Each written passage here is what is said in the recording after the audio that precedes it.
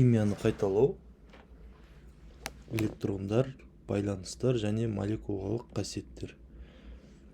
Басында химияны екіге бөлетін болған ғалымдар бейорганикалық химия және органикалық химия деп, органикалық химия тек қана тірі жандардан алады деп есептеген, өсімдіктер және жануарлар деп. Неорганический химия, бейорганикалық химия ол жаны жоқ минералдар және газдар деп есептеген.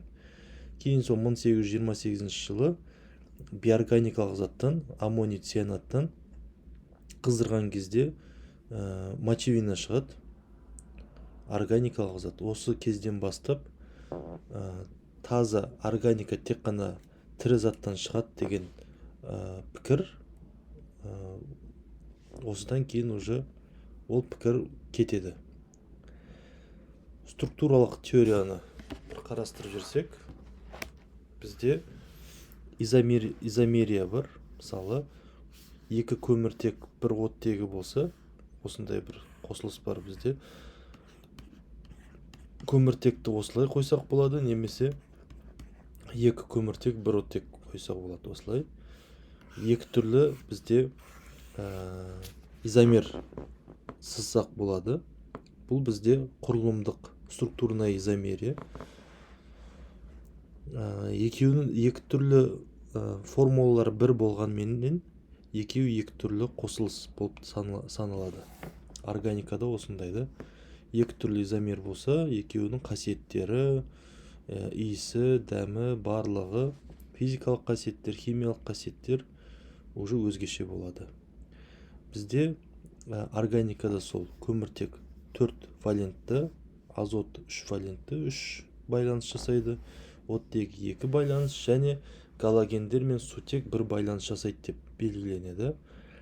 Мұнда бүкіл изомерлерді салатын болсақ, бірінші біз 3 көміртекті бірге осы вариантта қарастырайық, және оттегі бізде осылай болады. 3 көміртек бірге оттегі осылай. Осы бүкіл варианттар біткеннен кейін біз енді қалай жасасақ болады? 2 көміртек бірге ортада бір оттегі.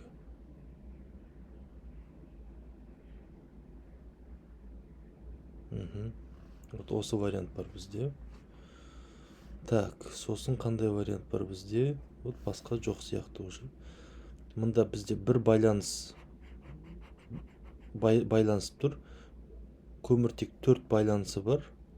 Және қалған байланыстарға біз сутекті қоямыз. Мұнда 2 байланыс бізде байланысып тұр. Қалған 2 байланысты сутекпен толықтырамыз. Оттегі 2 байланыс болу керек. Бір байланысы көміртекке, бір байланысы сутекке. Сутектер барлығы бізде 8 штук болды. Дәл солай осыны толтыратын болсақ, CH3, CH3, мұнда CHOH болады. Және CH3, CH2, CH3. Осы 3 түрлі изомер бізде болады екен. Мұнда мысал бізде жауаптар осындай.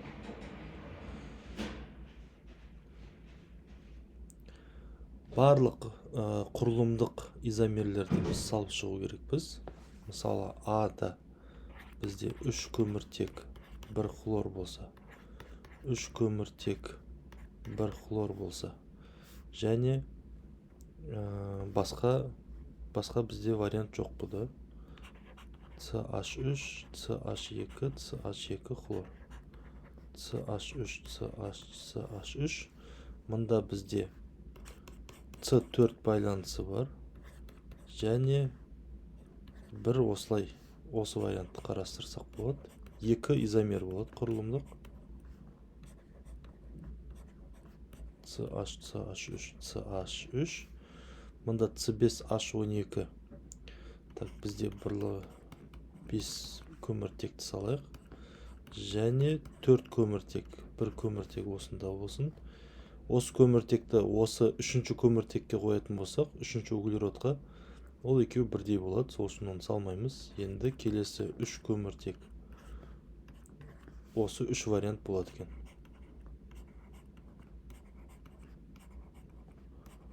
осылардың барлығын сутекпен толтыратын болсақ,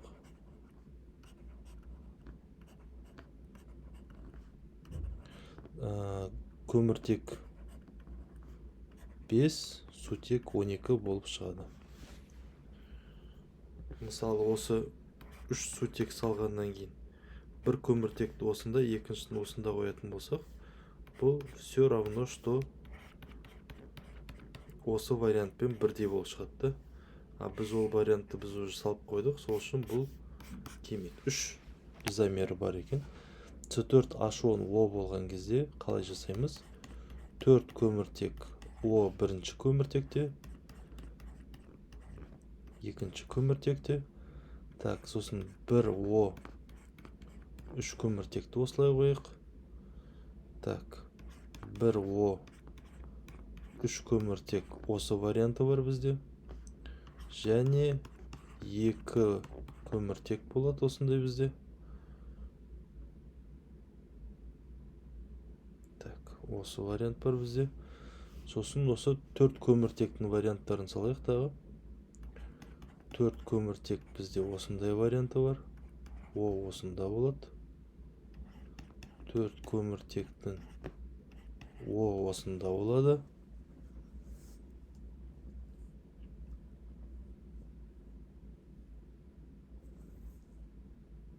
Басқа варианттар болды, бітті. Және соңғысы С3H6 хлор 2 деген салатын болсақ, 3 көміртек хлорды осыған қойық. 3 көміртек хлорды осында қоямыз. Және 3 көміртек 2 хлор 2 көміртекте. Осындай.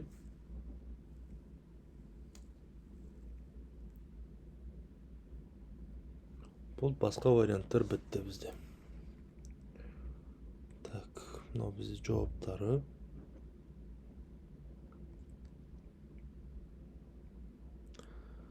Бізде хлорофлюро көміртек деген нәрсе бар. Осының бүкіл изомерлерін салып шығу керек біз. Холодильник, басқа жерлерде фреон ретінде қолданылады. Табиғатта бізде озоновый слойды тесет. Осының структураларын салатын болсақ. Так, бірінші 3 хлор 3 фторды осылай салсақ. Сосын 1 хлор бізде осында кетсе, 1 фтор бізде осында кетеді. Келесі хлорды осында қойсақ, ол дәл осы болып шығады. Бізде сол басқа вариант жоқ. Осы екі ғана структурный изомерия бар екен бізде. Электрондар, байланыстар және Льюис структурасы. Бізде екі бейметалл бір-бірімен қосылған кезде электрондарын бір-бірімен бөліседі және байланыс пайда болады. Осы екі атомның қосылуы бізде экзотермиялық процесс, энергия бөлім шығады. Ол энергия, шыққан энергия осы байланыстың энергиясы деп айтса болады. Дәл осы энергияны молекулаға қайтарып берсек, қыздырсақ, молекула бізде екі сутекке бөлініп шығады. Енді бұл жерде кітапта осындай диаграммамен бізге түсіндіріп жатыр.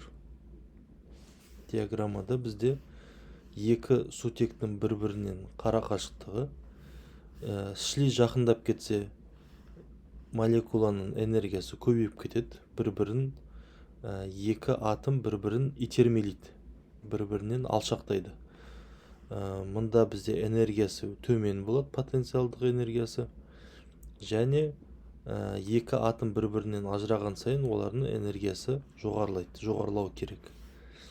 Демек, сутек бізде осындай минимальный потенциальный энергияда тұрған кезде екі атомды бір-бірінен ажырату үшін бізге 436 килоджоуль энергия керек екен. Оны берген кезде ғана атомдар бір-бірінен ажырай алады.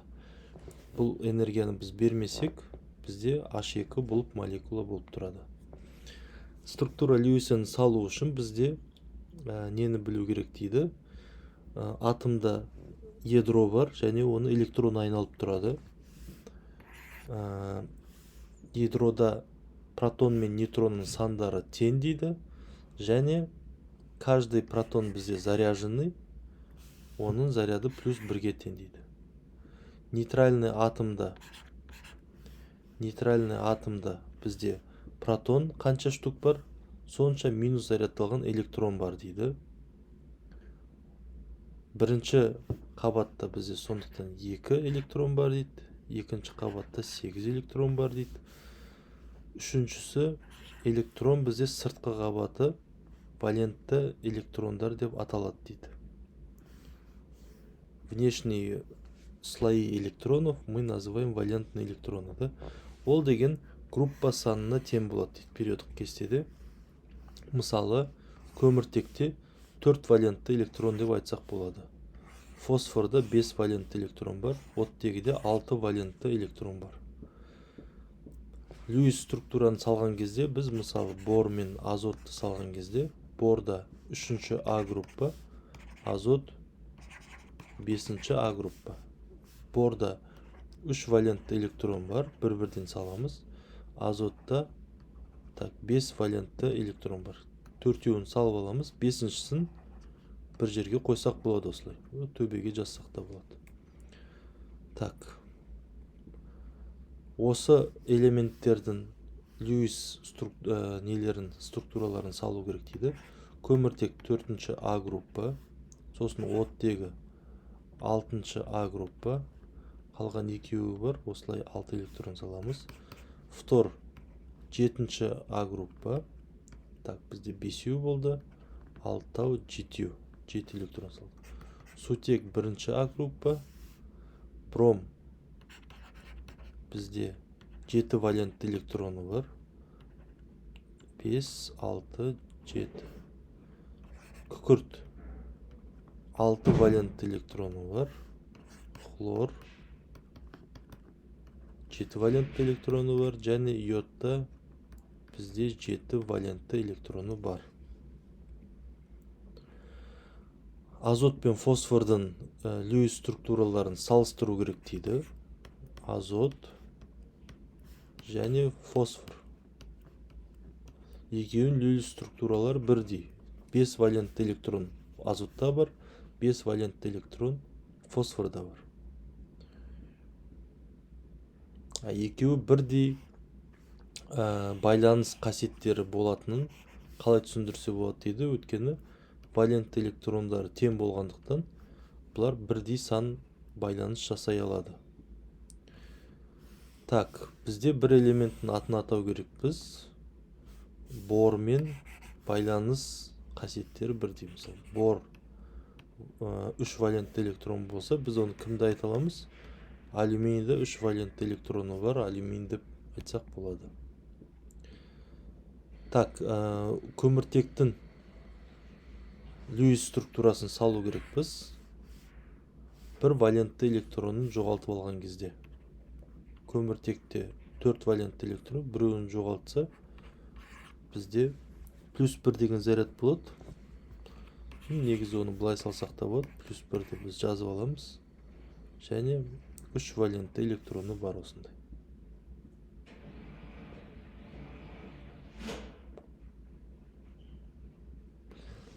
Қай элемент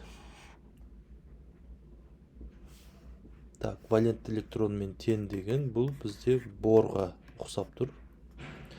Литий бізде тұздары бар дейді. Сол литийдің Льюис структурасын салу керек. Литийдікі осындай. Литий тұзы бізде бір валентті электрон жоғалтады дейді. Соның литий катионның валентті электронын салу керек. Ешқандай электрон жоқ, плюс болады. Формальный зарядты табу. Ол үшін бізге валентті электрондарды біз білу керекпіз атомның. Және атомда электрон санын санау керекпіз. Қанша электрон санын қоршап тұр. Мысалы осы затты біз қарайтын болсақ, 4 байланыс бар көміртекте, 4 электрон атомды қоршап тұр деп айтсақ болады. Ода 4 валентті электроны бар. Формальный заряд бұда 0 болады. Сутекте 1 валентті электрон бар, және 1 электроннан тұр. Формалды зарядтар 0 болады. Бұларда да оттегі де бізде 7 валентті электрон болып тұр. Негізі, то есть сыртқы қабатта 7 электрон болып тұр. Валентті электрон оттегі де 6 болу керек. Бұда экстра 1 электрон болғандықтан бұл жерде формальный заряды -1 болады. 1 электронға артық болып тұр. Негізі 6 болу керек валентный электрондар, бірақ бізде мұнда 7 электрон болып тұр. Мысалы азоттың структурасын қараған кезде азоттың формальный зарядын табу керек. Мұнда азотты бет қарайтын болса, азотта 4 электрон қоршап тұр азоттың өзінде.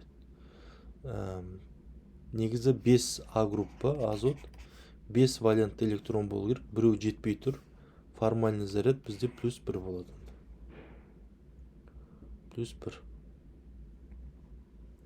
Так, мына жақта бізде зарядтар табу керек.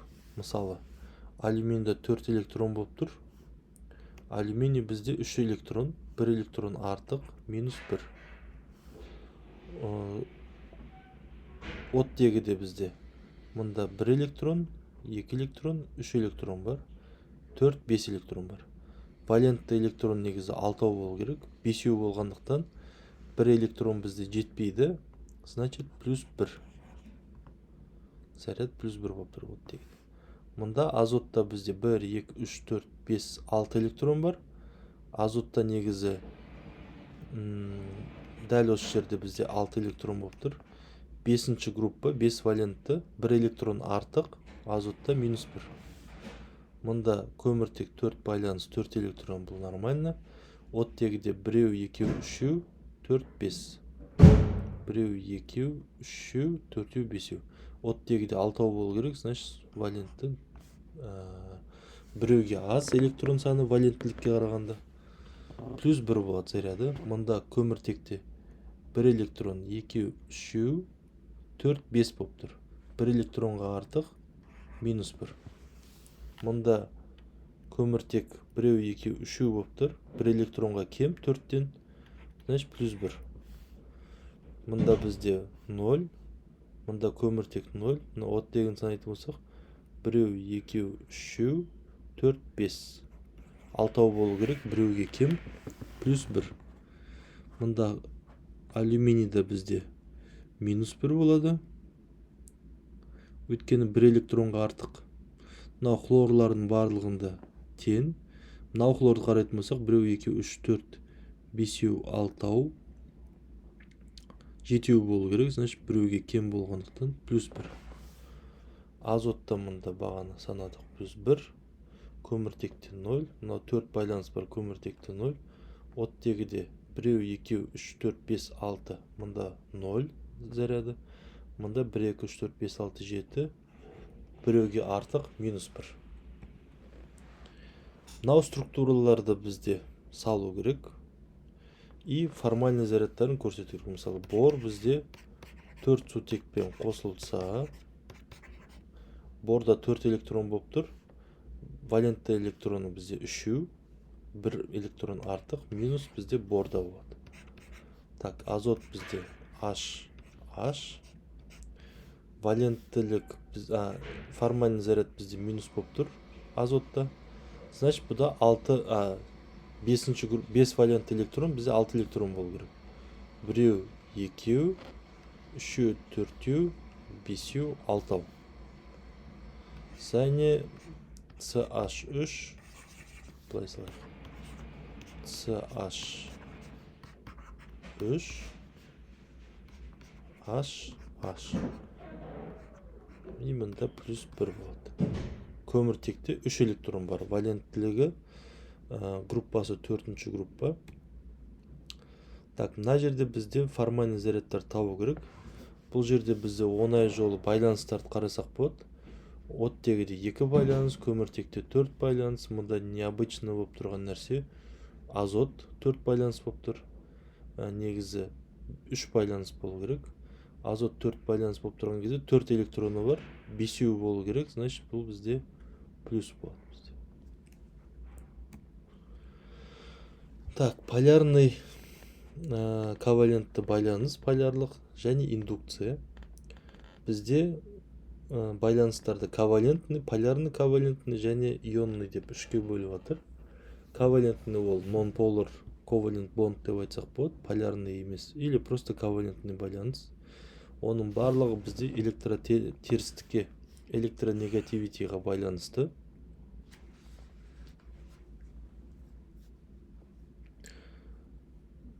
Таблицаны қарайтын болсақ, электротерістіктері бойынша бізде литийдан бастап фторға дейін электротерістіктер өседі бізде. Значит, электротерістік көп болған сайын электронды соншалықты қатты тартады. Мысалы, екі атомның арасындағы электротерістіктің разницасы деп айтайық, 0,5-тен кем болса, ол бізде ковалентті байланыс болады. Мысалы, көмірсутек, көміртек, бұл жерде ковалентті байланыс. 0,5 пен 1,7-ның арасында болатын болса, мысалы, оттегі бізде 3,5, оттегі, көміртек 2,5-тен 1. 0,5 пен 1,7-ның арасында, значит, бұл бізде ковалентті байланыс. Электрондар бізде бір атомнан оттегідегі электрон, көміртектегі электрон оттеге қарай тартылады. Сигма байланыс бойынша. Бұл бізде индукция деп айтады. Электрон көміртектен оттеге қарай жылжуы. Индукция болған кезде бізде так не болады? Мына жақта чуть-чуть положительный заряд пайда болады, дельта плюс, мына жерде дельта минус пайда болады. Кәдімгі О минус деген сияқты емес, бұл дельта минус. Чуть-чуть. Толық минус емес.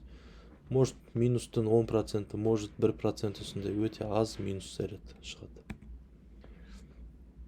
1,7-тен жоғары болатын болса, мысалы, натрий мен оттегінің арасындағы не сияқты, ол жерде байланыс бізде ионный болады. Натрий хлор деген сияқты нәрселер,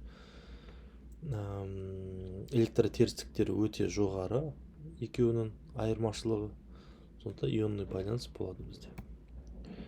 Так, мысалы, бізде әртүрлі электротерістіктің нелері бар бізде, нюанстары бар десек болады. Мысалы, көміртек пен литийдің нелері айырмашылығы электротерістіктердің, электронейтральностың,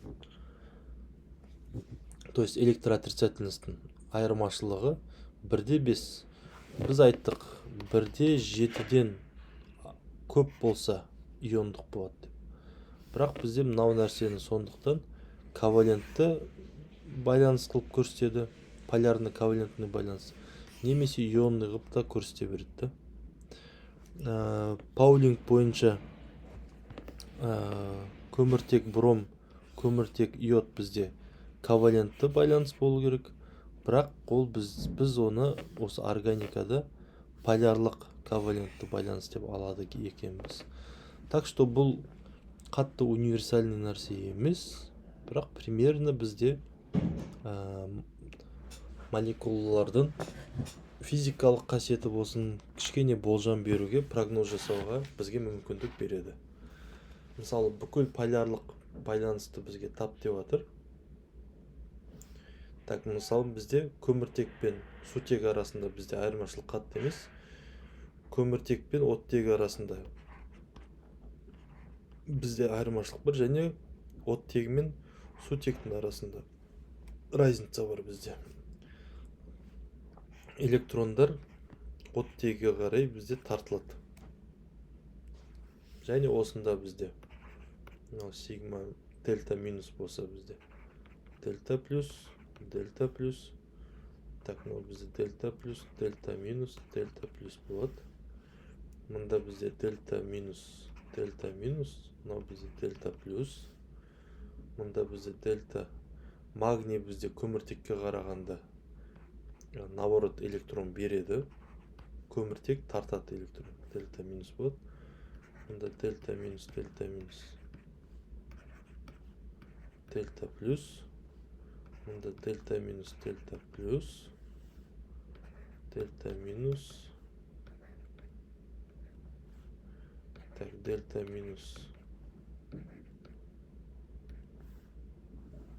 так, и мында дельта минус дельта плюс. Так, бізде екі көміртекті табу керек.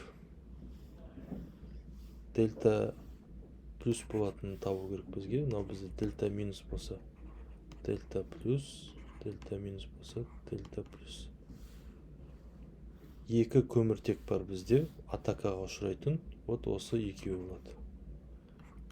Өйткені оттегі гидроксид ион бізде OH минус болғандықтан плюс заряжены жерлерге атака жасайды. Так, мына жерде осы молекуланы зарядтарды табу керек, индукция болатын. Так, осылай біз белгілейік. Так, ары қарай кететін болсақ, электростатический потенциальный карта дейді. Молекула бізде индукция бар бізде молекулада. Электрондар, көміртектегі электрондар хлорға қарай жылжиды кішкене.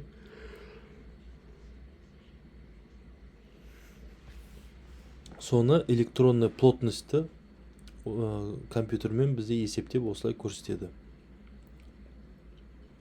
Қай жерде плотность өте жоғары болса, ол қызыл цветпен, қай жерде плотность аздау, ол жерде плюспен.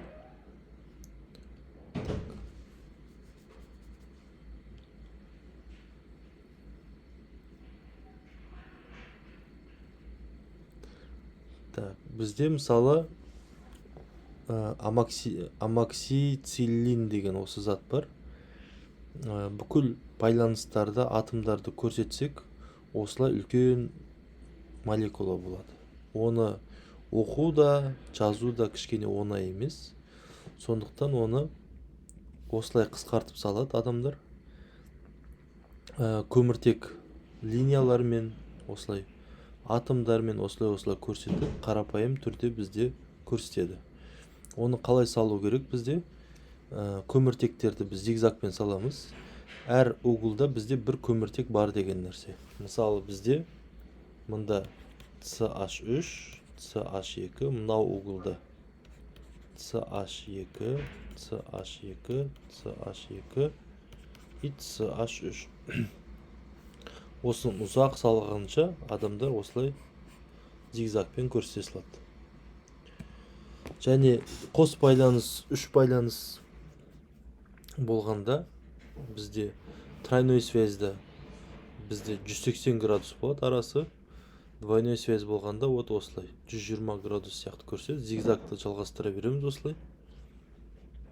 Мысалы мында мынау қосылыстың формуласы CH3, сосын мына жердегісі CH2, сосын мына жердегісі салатын болсақ CH2, сосын көміртек CH2, мынаған кеттік. Сосын мынау нәрсе CH2 и мынаны салатын болсақ, вот осы қосылыс екен. Сутектерді біз көрсетпейміз. Так. Бұл жерде просто былай угол болып тұрады бізде. Мына жерде, мына углда екі сутек бар екен, біз білу керекпіз. Мына жерде екі сутек бар, мында үш сутек бар. Так. Ол сутектердің барлығын біз көрсетіп салатын болсақ, осылай болады. Көзге қатты кішкене не болады, жағымсыз болады. Бұлай бізде тез уақыт үнемдеу және кішкене оңайырақ болады информацияны қабылдау. Мысалы бізде осындай бір дәрі бар деп айтайық, препарат. Соны біз сутектерін барын көрсетіп жазу керекпіз дейді. сутектеріміз көрсететін болсақ, сутек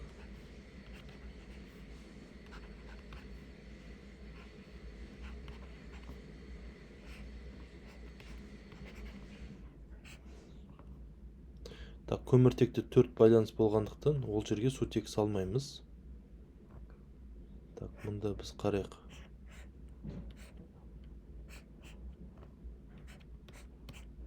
Мысалы 1, 2, 3 байланыс болып тұр. Значит, мұнда бір сутек бар. 1, 2, 3 байланыс бар. Мұнда хлор бар. Мұнда бір сутек. Бір сутек.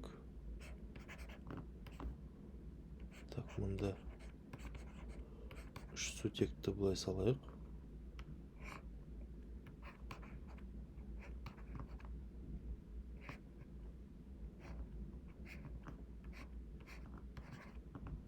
Осылай бүкіл сутектерді біз салып болдық.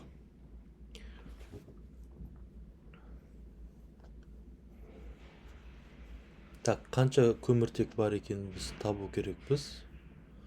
И қанша сутек бар екенін біз табу керекпіз. Мысалы, осы бірінші үшеуін біз жасап тастайық. Біріншісінде мұндан бастаймыз. Бір ғана байланыс бар.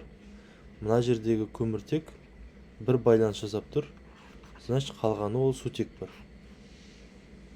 Мынау көміртекке қосылып тұр. Сосын мынау көміртек ол да 3 байланыс сутекпен қосылып жатыр. Осы көміртекте бізде 3 қана байланыс бар. Значит, біреуі сутек. Мұнда CH2 2 байланысы бар. Мынау көміртектің 2 байланысы бар. CH2. Мынау көміртекте бір ғана байланысы бар. CH3. Мынаны қарайтын болсақ біз 6 CH3 бар бізде.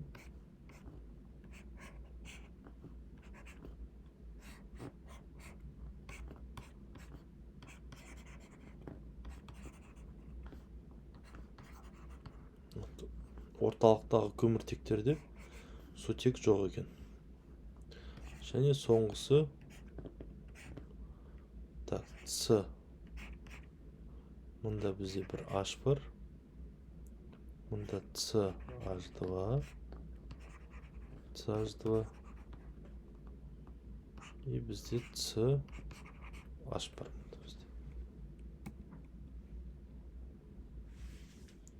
Так, мұнда сутектердің бәрін толтыру керекпіз. Мысалы, 2 сутек бар. 3 сутек бар деп, мұнда бізде 1 сутек бар. 1 сутек бар. Мұнда бізде 2 сутек бар. Мұнда бізде 2 сутек. Мұнда бізде 3 сутек. Так, мұнда сутек жоқ. Мұнда 2 сутек бар. Мынау көміртекте бізде ешқандай сутек жоқ. 4 байланысы бар. Мұнда 4 байланыс, мұнда 3 байланыс екен. 1 сутек. Мұнда 4 байланыс, 4 байланыс. Мұнда 3 байланыс, и мұнда 3 байланыс. Атомный орбитальдар. Бізде квантовый механика сол 20 ғасырдың басында дамығандықтан ғалымдар уже атомный орбиталь соның құрылысын барлығын зерттей бастады. Бізде квантовый механика, математический тәсілдермен есептейді олар квантовый механикада. Және ол жерде бізде волновое уравнение деген бар. Толқынды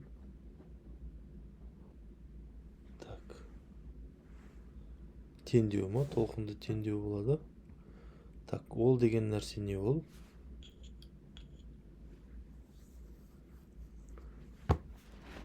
Так, бүкіл сутектің бір атом, бір сутек, бір протон мен бір электроны бар. Сутек атомның бүкіл энергиясын есептейтін или соны сипаттайтын сол волновое уравнение бізде болады екен. Так, волновой функциялар бар бізде.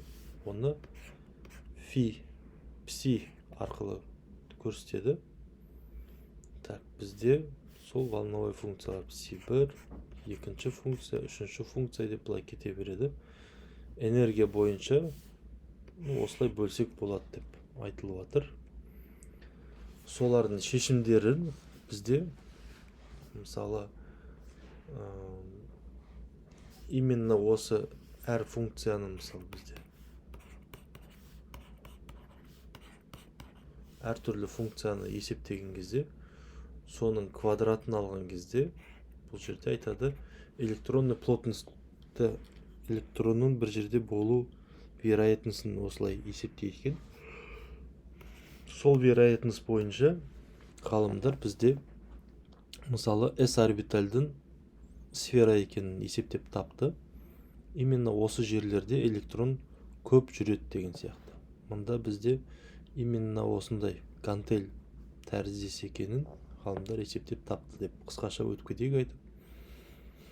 Электронная плотность немесе probability, вероятность нахождения электрона бір какой-то бір локацияда сол пси квадрат. Так, электрон бізде именно бұлт сияқты болады бізде.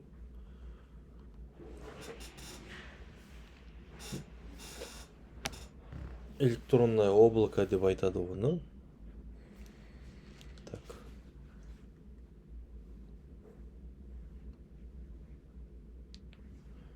Екеуінің разницалары қандай дейді?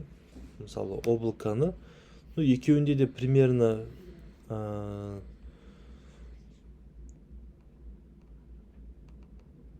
так, әртүрлі аспандағы облакалар әртүрлі размер мен формалар болса, электронный облаканың бір какой-то бір специфичный бір размері нелері бар дейді. Аспандағы облакада көп молекулалар, судың молекулалар болса, миллиондаған, миллиардтаған, одан да көп молекула болатын болса, көп молекула. Электронный облакада сол бір электронның несі дейді. Бір электронның әр жерде болу мүмкіндігі болғандықтан шығатын бізде электронный плотность дейді. Так, былай біз қарап шығайық. Осыларды есептеп, атомный орбитальдар SPDF-тің формуларын барлығын есептеді. S деді, P деді, сосын D деді, сосын F орбиталь болды бізде. F осылай и осылай. SPDF. Біз бір волнаны былай есептейтін болсақ, қарастыратын болсақ, кәдімгі біздің уровеньнан кейбір волналар жоғары тұрады, кейбір волналар сол өзеннің көлдің уровеньнің төмен болады. Сол функция бізде мына жақта 10 функция, мұнда теріс функция деп айтсақ болады. Бұл деген нәрсе мына жақта заряд плюс мына жақта минус деген нәрсе емес. Просто функцияның өзі осындай. Мынау функция қандай болса, мынау соған қарама қарсы значение болады. Мына жақта 0 болып тұратын жерлер, олар функция ол жерде 0-ға тең. Сондықтан бізде орбитальдарды екі түске бояйды осындай. Мына жақта бізде функция бізде 10 функция, мұнда теріс функция болады.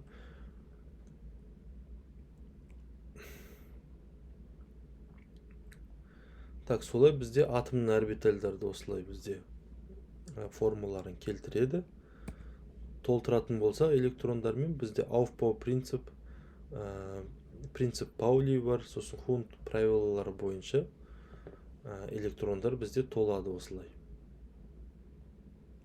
Бірінші S орбиталь, 2 S орбиталь, сосын 2 P орбитальдар бізде толады.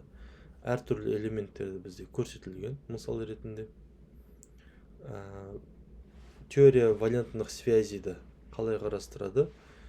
Екі атом, олардың волновая функцияларын тоже көрсетілген. Егер екі атом бір-біріне жақындайтын болса, волновая функциялары бізде бір-бірімен перекрываться етеді. Новый, электронның несі ғой? Электрон волновая функция деп айттым, онда емес, электронның болу вероятності. атомның өзінде электрондар көп, и атомнан алшақтаған сайын электронның нелері плотності азая береді. Екі атом бір-бірін жақындаған кезде екі атомның ортасында, бізде мына жақта бір атом, екі атом болса, екі атомның арасында уже электронный плотность көбейеді. Сол екі атомды бірге ұстайды. Бұл бізде связь болады да. Екі волновая функция мұнда көрсетіп жатыр.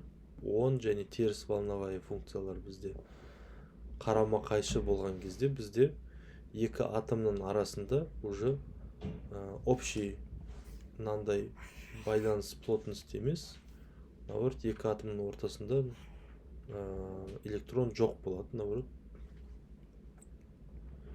Так, ну, волновая функция, теория валентных связей да бізде сол. Екі S орбиталь мысалы перекрываться еткен кезде бізде сигма связь пайда болады, мынандай прямой екі атомның ортасындағы электрондар сигма связь. Так. Теория молекулярных орбиталей бар бізде, ол линейная комбинация атомных орбиталей. Линейная комбинация ол бізде екі, мысалы, орбиталь 10 мен 10 бір-бірімен келіседі, 10 мен теріс бір-бірімен келіспейді. Энергиясы жоғары болады келіспесе. Келіссе, олар энергиясы төмен болады деген сияқты. Линейная комбинация. Типа, қалай болады ол? Ну, 10 мен 10 және 10 мен теріс деген сияқты осындай линейный комбинация жасаймыз. Сутекте бізде осындай қарапайым болады дейді. Және бром метандікі уже бүкіл атомдардың орбитальдарын, атомдық орбитальдарын барлығын қарастыру керек.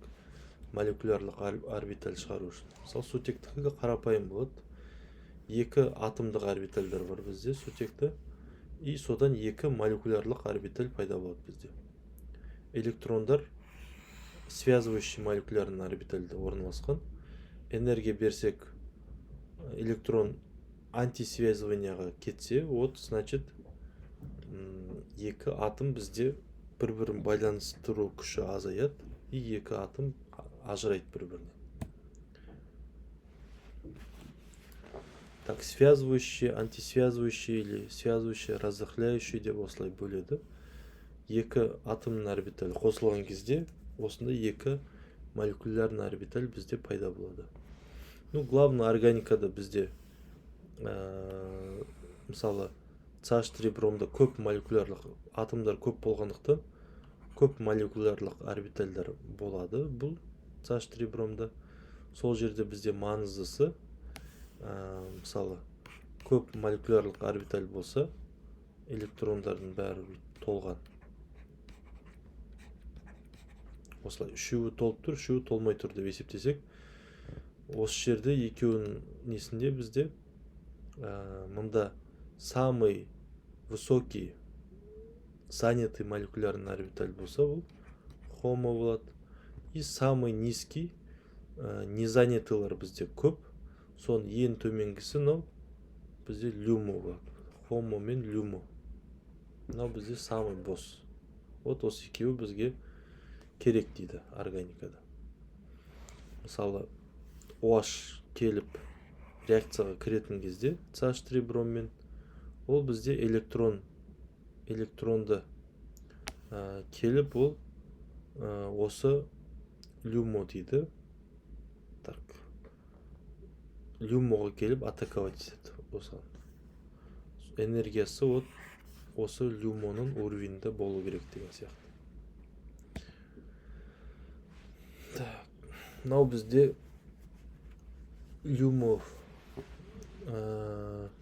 lowest unoccupied molecular orbitalдың түрі да осындай. Так, гибридизация атомных орбиталей дейді. Бізде сол сабақта өтетіндей sp3 гибридизация бар. Ол S, 2S және 2P орбитальдары төртеуі гибридизация болады. Төртеуі қосылғаннан кейін гибридный төрт бірдей новый sp3 орбиталь шығады. Мынау sp3 бізде, мынау да sp3, мынау да sp3, мынау да sp3. Гибрид болып кетеді да барлығы. 4 бірдей орбиталь болғандықтан бізде төртеуі төрт жаққа бірдей қарағандықтан бүкіл байланыстың бұрышы углы 109-да 5 градус болады.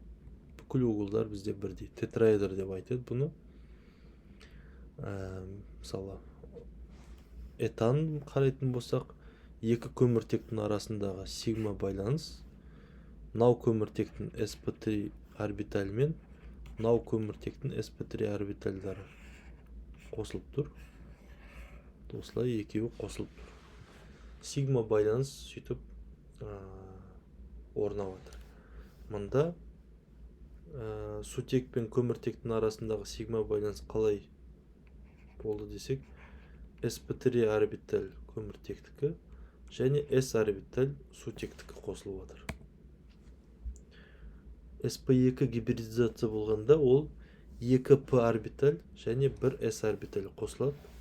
Гибридтелген 3 орбиталь шығады бізде sp2, 1p орбиталь бізде қосылмай қалады. Ол бөлек тұрады. Мынау бізде гибридтелмеген p орбиталь. Қалғаны мынау бізде sp2, мынау бізде sp2, мынау бізде sp2. sp2 мен sp2 қосылып бізде мында сигма байланыс жасап жатыр. Ал 2p орбиталь ол бізде p байланыс жасайды, ол бізде. Перекрывация етіп p байланыс болады осылай. p байланыс, p байланыс. Ортада жүретін сигма байланыс ол sp2, sp2 гибридтелген орбитальдардың қосындысы арқылы болып жатыр. Так, мында тағы этиленнің молекулярлық орбитальдарын көрсетіп жатыр. P связывающий, P антисвязывающий.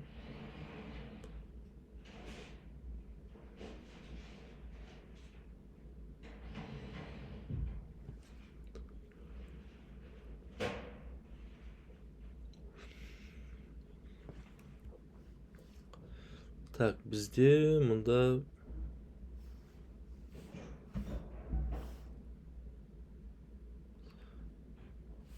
type of bonds дейді. Бұл бізде полярный ковалентный связывание болады. Polar covalent болады.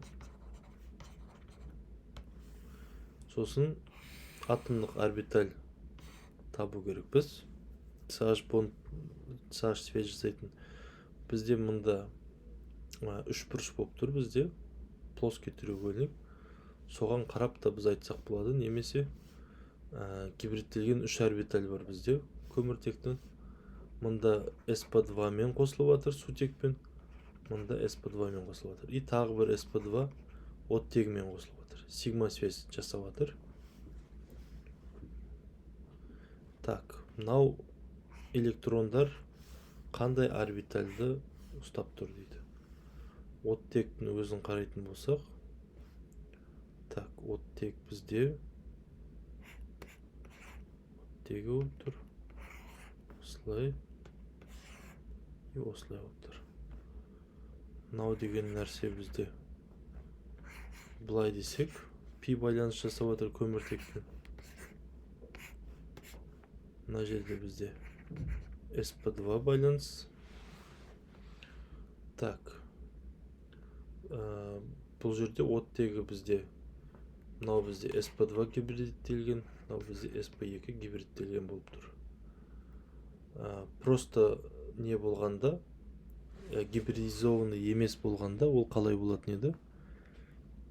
Оттегі де, мынау пи орбиталь сияқты просто былай болатын еді. Оттегі пи и пи да, мысалы.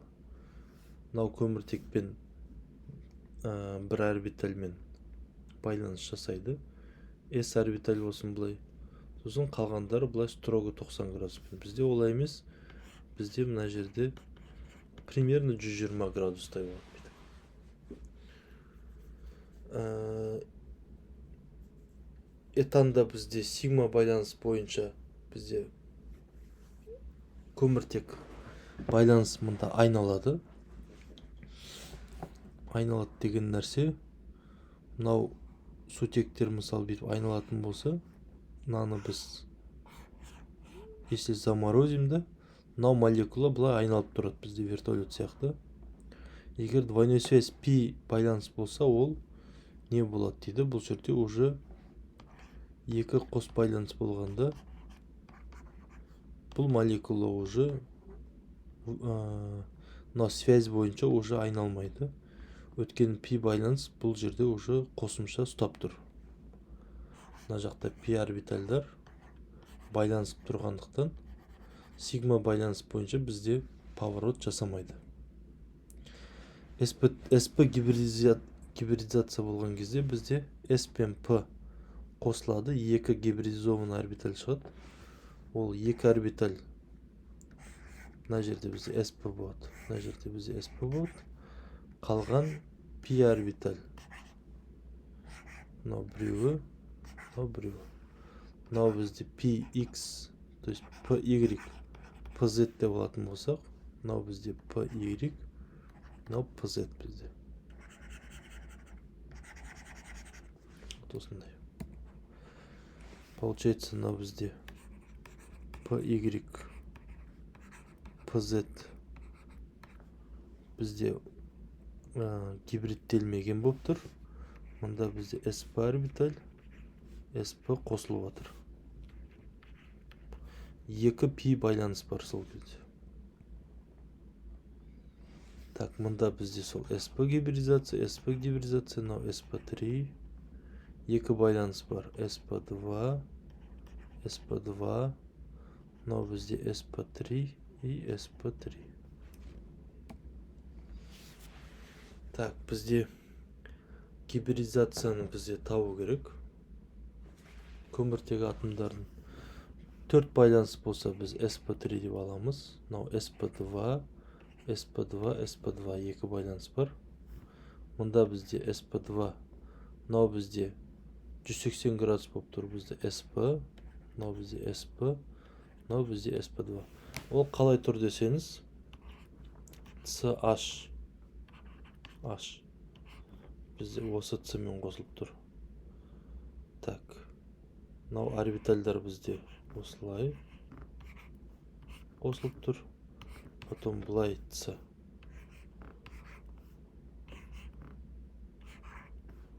Осылай қосылып тұр. Бір пи байланыс жасап. Сосын мынау осылай. Үшінші көміртекпен осылай байланысып тұр. Екі сутек бізде осылай тұрады.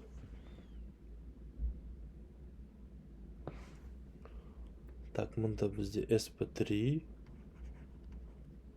SP3, SP3.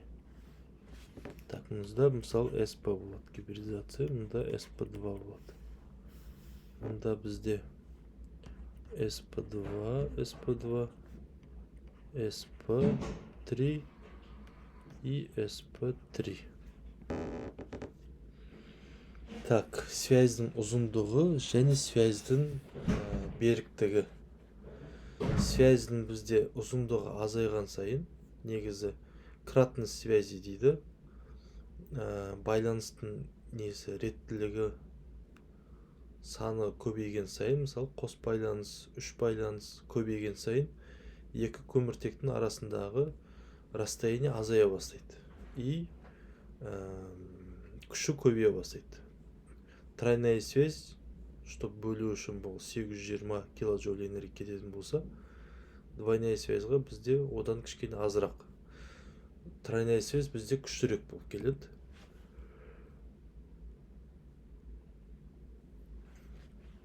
Так, Сепар теориясы бойынша, немесе Гиллеспи деп айтамыз, молекуланың геометриясын біз болжау, тетраэдр деп айттық. Біз мынаны SP3 гибридизация, тригональная пирамида қалай болады, ол SP3 гибридизация болса, бірақ біреуінде атом болмаса егер, тек электрон ғана болса, электронная плотность, ол SP3 гибридизация болады, бірақ чисто атомдарды қарайтын болсақ, бұл бізде тригональная пирамида. Чисто атомдар осылай.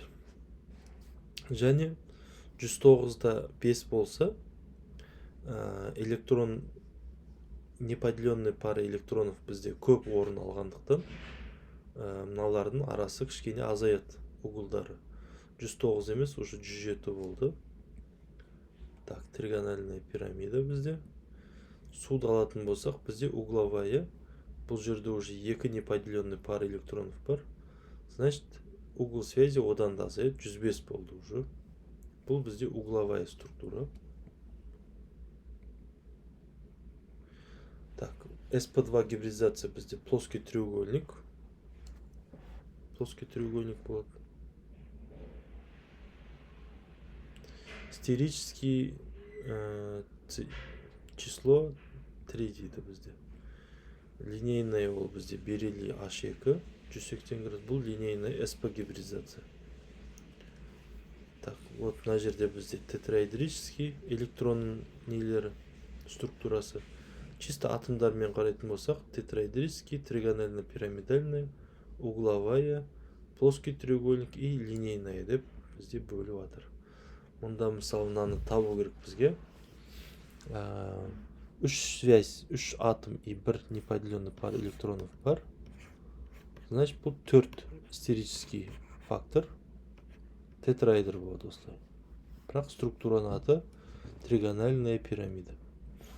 Мына жерде қарайтын болсақ, ешқандай электроны жоқ, бор өзі ғана. Значит, 4 нәрсе қоршап тұр. 4 сутек осылай тұрады. Тетраэдр. 3 қана нәрсе бар бізде. Плоский треугольник. Мұнда 4 тетраэдр, мынау бізде тетраэдр болады. Так, осыларды бізде структурасын болжау керекпіз. Мұнда ешқандай неподеленный пара электрон жоқ. 3 қана атом бар. Бұл стерический фактор 3 болғандықтан плоский треугольник болады. Мұнда 4. Бұл значит бізде тетраэдр болады.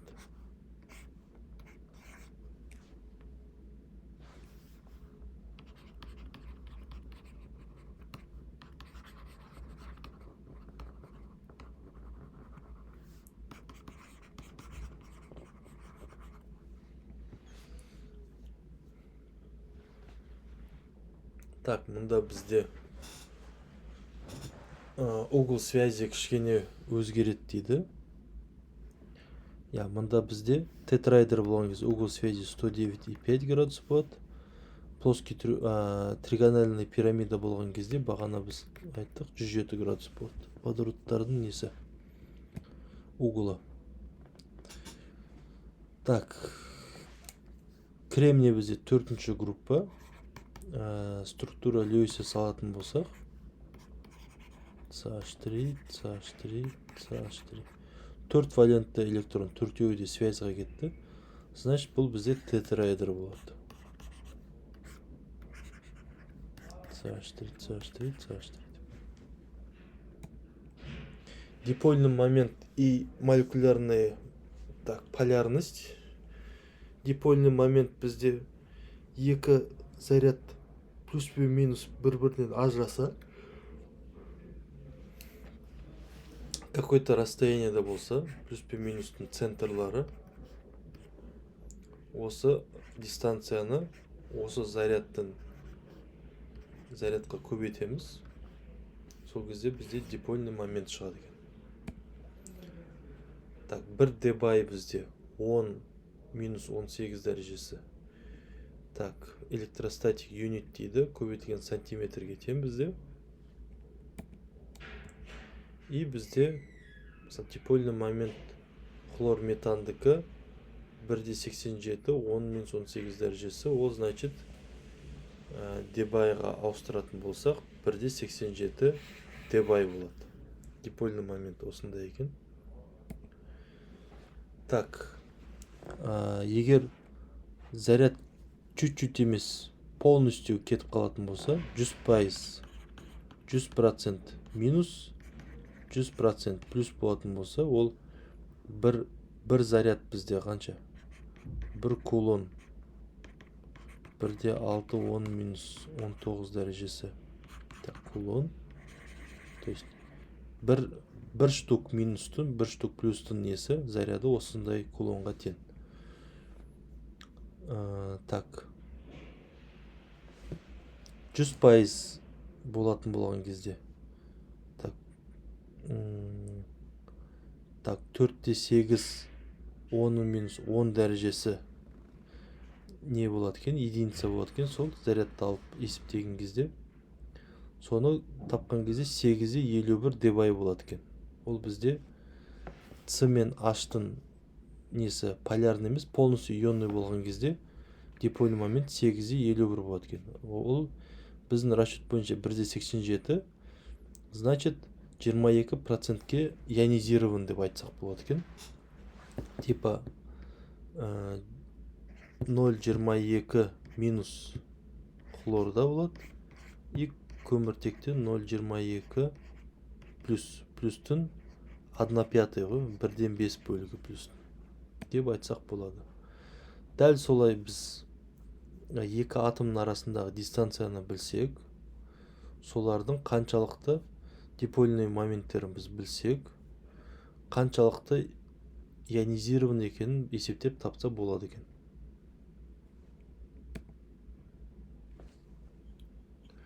Мысалы, бір хлор болған кезде бізде, хлор метандікі, CH3 хлорда 1/80 қанша болды? 87 болды, дебай. Екі хлор болған кезде 1/14 болып жатыр, дебай. Неге азайып жатыр дегенге жауап, екі хлор электронный плотности екі жаққа тартқандықтан ол бір-бірін кішкене тушь етеді да, суммарный вектор дейді ғой. Осы екеуін қарайтын болсақ, суммарнысы кішкене аз болып қалады, 1/14 болады екен сондықтан. Мысалы, просто электронный плотность болса бізде, то есть неподеленный пара электронов, бос тұрған екі электронда ол дипольный момент создавать етеді екен. Значит, аммиакта бізде дипольный момент 1/47 дебай болады екен.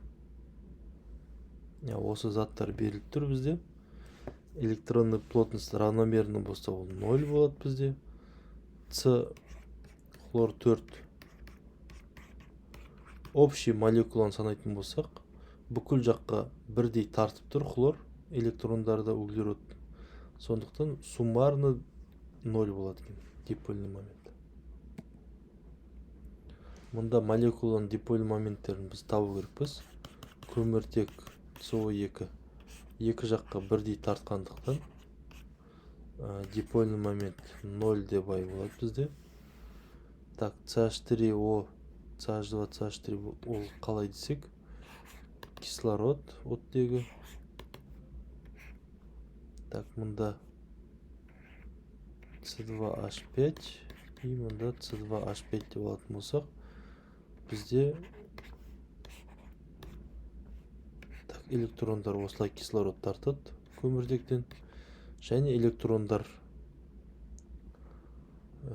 қосатын болсақ, бізде общий дипольный момент бұда 0-ға тең емес екен. Хотя молекула симметричный. Так, қай молекулада дипольный момент бар дейді. Мұнда бізде CH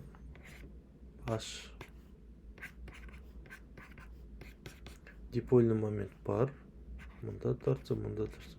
Суммарно бізде дипольный момент осы жаққа астаға қарай болады, электронның перемещениесі.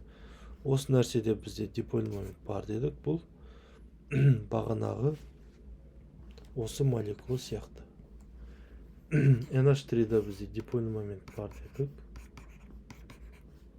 Төбеге қарай. И С. Так, хлор 2. И бром 2. Бұл жерде бізде екі түрлі атом болғандықтан бізде бром кішкене послабее тартады. Суммарно бұл жерде кішкене былай болса, хлор кішкене көбірек тартады. Екі хлор. Бром мен хлорды екеуін азайтсақ, суммарно бізде в эту сторону электрон смещается. Дипольный момент 0-ға тең емес. Так, ну мынау заттарды уже так, кітаптың жауаптарын қарап көрсеңіздер болады. Біз ары қарай кете берейік. Межмолекулярное связывание бар и физические свойства, да? Межмолекулярное связывание ол бізде электростатический бір-бірін молекулалар тартады. Ол бізде диполь-дипольный взаимодействие деп бөлеміз, водородный связь и fleeting диполь-диполь interaction дейді. Бұл бізде қалай деп айтады? Лондон форс дейді. Ну или вандервальсовой силы ма, вот примерно сондай. Диполь-дипольный взаимодействие ол бізде дипольный моменті бар заттар бір-бірімен осылай кучковаться етеді, бір-бірін тартады. Сондықтан бұлардың температура кипениясы, температура плавления, бұның барлығы жоғары болады. Молекула оңайлықпен газ болып кетпейді. Мысалы, просто изобутиленді алсақ, минус 140 градуста жидкий болса, ацетон бізде 93, минус 93 градуста жидкий болады. Дипольный момент болғандықтан ацетонда. Водородный связывание ол кислород немесе азот сутекті тартады. Сондықтан бұл бізде физикалық қасиеттерге тоже влиять етеді. Молекулалардың арасындағы байланыс осындай сутек байланыстар бізде бір-бірін тартады. Температура кипения, температура плавленияға влияет. Мысалы, сутек байланысы бар затты қарайтын болсақ, 78 градуста қайнайды. Сутек байланысы жоқ затты қарасақ, минус 23 градуста қайнайды. Дәл сол сияқты аммония заттарын қарайтын болсақ, пропиламин 49 градуста қайнайды. Этил-метил амин 37 градуста. Сутек байланыс болмаса 3,5 градуста қайнайды. Бұл чисто диполь-диполь взаимодействие үшін 3,5 болып тұр. Ол да болмаса, ол уже кішкене минус 1 градуста қайнайтын еді. Вандервальс, ну, Лондон форс или флитинг диполь-диполь взаимодействие ол үлкен молекулаларда, ну, нейтральный дипольный момент жоқ молекулаларда болатын нәрсе. Ол қалай деген нәрсе?